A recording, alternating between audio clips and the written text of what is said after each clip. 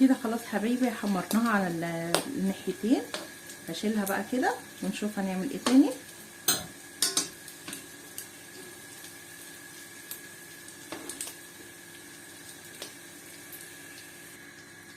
كده خلاص شلنا الفشه بعد ما حمرناها.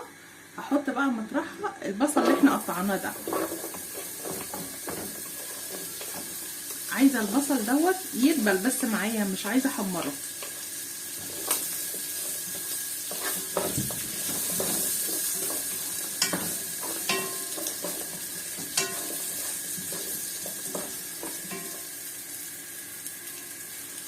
البصل كده خلاص حبايبي يا دوب دبل معايا. هنزل بقى بيه بالفشه اللي احنا ايه حمرناها.